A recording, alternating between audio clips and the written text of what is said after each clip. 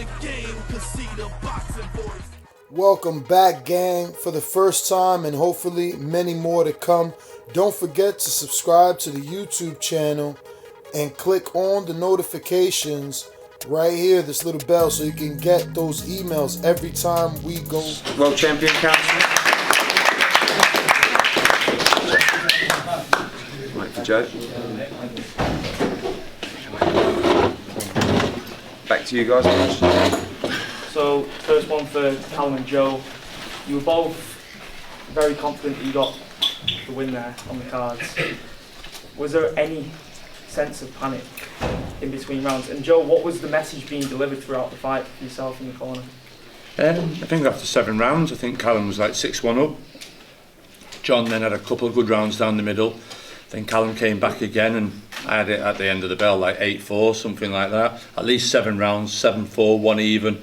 But once I knew Callum had hit the 7 rounds mark, I thought we won the fight. So that was it. We knew John was got to come, be cute early on. And I said beforehand it was got to be a tough fight, a brutal fight. And you've seen in some of the rounds late on there was a bit of a shootout. But no, I just thought Callum won it. Someone's just mentioned to me about social media, people commenting Callum, I thought he's mandatory tonight.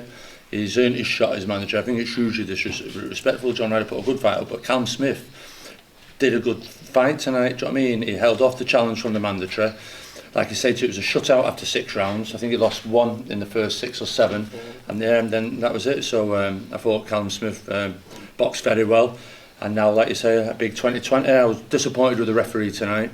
I thought John Ryder and his head to get him close. You look at the state of Callum Smith's right eye there, 2 massive slashes across it.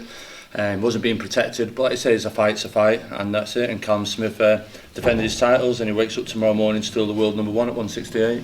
So for yourself, that was the fight that you had prepared for. You expected him to come out aggressive, pushing. Yeah, but he's got to be cute. He wasn't got to leave any gaps early on. Everyone knows how explosive Callum is early on. We know he's got to be cute. He's got to take his time. He was trying to get up close with Callum, put his head in his chest, and then work away. And as you've seen there in the later rounds, he was coming, but. You don't win rounds for people not expecting you to win a round just because you have 2 flurries on the ropes and they don't hit nothing.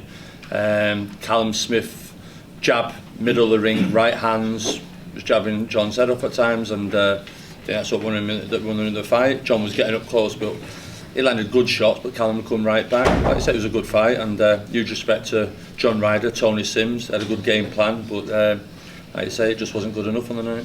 Callum, how did you feel in there, and what were the moments like before the decision was being announced? In terms of the actual fight and scoring, I always felt ahead. I agree with Joe. I thought I lost round 4. And other than that, I thought I won most of the early ones up till 7. I think then I lost 8, maybe 8 and 9 or something. So I always felt like I was ahead in the fight. I think it was when Liam told me Sky Ads are quite close. I maybe panicked a little bit, but myself, I once thought I was behind in the fight. I was just more. I knew I weren't the best. I knew I weren't at the races. I knew I weren't the best performances. And I've said it before. I'm a perfectionist. I always want the best. And every time I go to point, I'm disappointed. I always want to be explosive. I always want to take people out. And you'd offer me a win over John Ryder tonight on points, I probably wouldn't have took it. I always want to win and win the best way possible. So listen, I'm not happy with the performance. But like I said, I thought it was 8-4 in round. I thought I did win, but. Credit to John, he put up a good performance. He was writ off beforehand by the bookies and a lot of other people, but I knew it could turn out that type of fight. I knew he was going to come and give it his all, and stylistically he wasn't ideal. He was getting really close and stopping me working up close, which I'm not a bad inside fighter for a tall fighter, but I didn't really get a chance to do that, so credit to John for that. But there was no time in the fight I thought I was behind or going to lose. Callum, you've said that you weren't impressed with your performance, it wasn't vintage Callum Smith. Can you shed any light as to the reasons why? I don't know. Some days you're firing, some days you're not. It's just, maybe it was more John. John performed better than a lot of people expected. I don't know, it's just, I can't be at the races every fight. I've had 2 really good performances coming into this fight, and today wasn't one of them. I don't know. If you get me one of the big names next time, I'll need to be better, which I'm confident I will be better. I've always said that fear factor where never know I don't turn up, I'll lose. That always brings out the best in myself, and maybe that had something to do with it. But I can't pinpoint what the reason was. I had a good camp, we had good sparring, everyone was fine going in. I just wasn't 100%.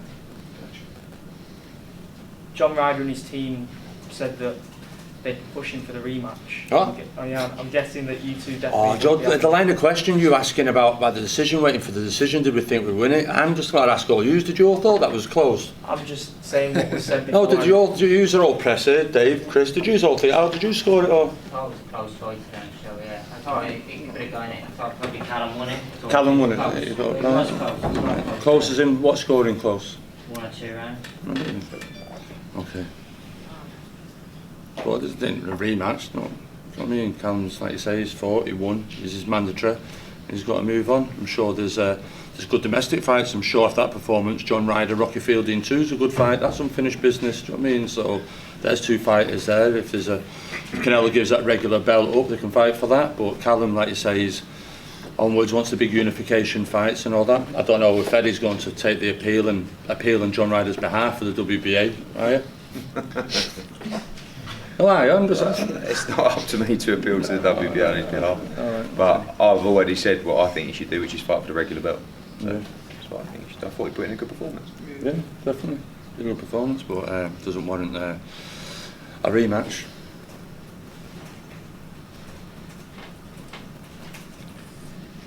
Any other questions, guys?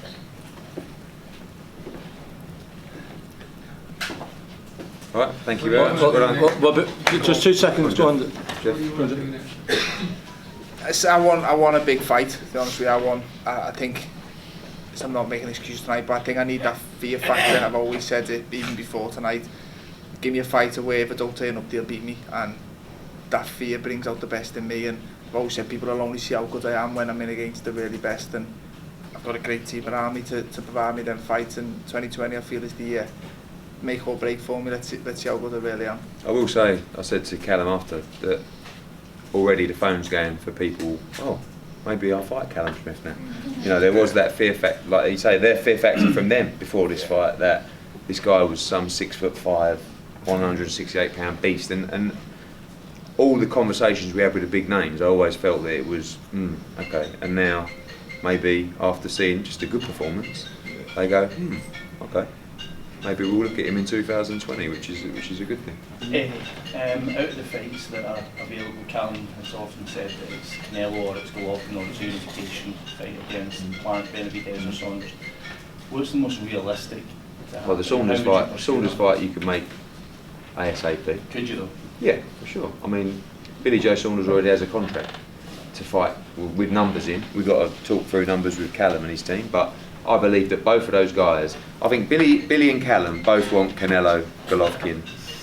But if they can't get them, then you know he's looking to unify. He wants to make sure that he has career-defining fights and legacy fights. That's unifications, that's big fights in America, that's stadium fights over here. So you know, I think the Canelo fight. Obviously, we've got Golovkin, we've got Canelo under the wing on Dazn as well. So they're the ones we should be pushing for. And I honestly believe that after tonight, they might think that Callum's not as untouchable as maybe they thought before. And the same with Billy the other week. You know, I mean, Billy Joe Saunders put in a decent performance, but wasn't great. And already people want to fight Billy Joe. If you enjoyed the video, feel free to hit the like, subscribe, and share. As always, if you want to support us to the next level, head over to the patreon.com/ThaBoxingVoice. We have tons of exclusive from Border Wars, Entitled, betting shows, the list goes on and on and on. But in addition to that, if you guys have questions for fighters, trainers, and promoters, this is where you can submit them. We will run out, get these questions answered, and put it back on the show just for you guys. Appreciate it. Peace.